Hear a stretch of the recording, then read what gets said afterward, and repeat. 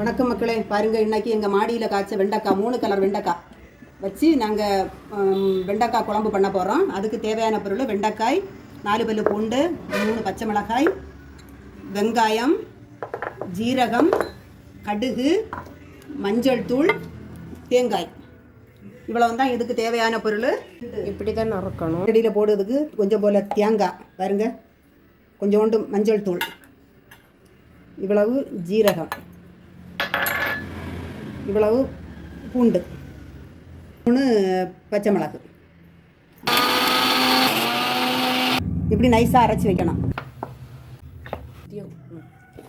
வெண்டைக்காயை கொஞ்சம் எண்ணெயில் போட்டு வதக்கி எடுக்கணும். இந்த அளவுக்கு வதங்கணும். இதை மாற்ற போகிறோம். ஜீரகம் போடும், சின்ன வெங்காயம் போடுறோம், உள்ளி வதங்கியாச்சு, தேங்காய் அரைச்சி கூட ஊற்றியாச்சு. இதுக்கு தேவையான அளவு கல் உப்பு போடுறோம். வெங்காயம் இது தட்டியாச்சு. அதுக்கு தேங்காய் அரைப்பு கொதிச்சாச்சு. வெண்டைக்காயை தட்டிக்கணும். வெண்டைக்காய் ரெடி ஆகி, வெண்டைக்காய் குழம்பு ரெடி ஆகியாச்சு. இனி இது ஆறுனதுக்கு பிறகு தயிர் ஊற்றுவோம். தயிர் ஊற்றி சாப்பிடணும். தயிர் பவுலுக்கு மாத்திரம்.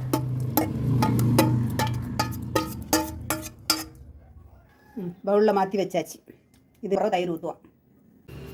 வெண்டைக்காய் இது கூட்டு வச்சு வச்சுருக்கிறது ஆறியாச்சு. இனி தயிர் ஊற்ற போகிறோம். வெண்டைக்காய் தயிர் குழம்பு ரெடி ஆகியாச்சு.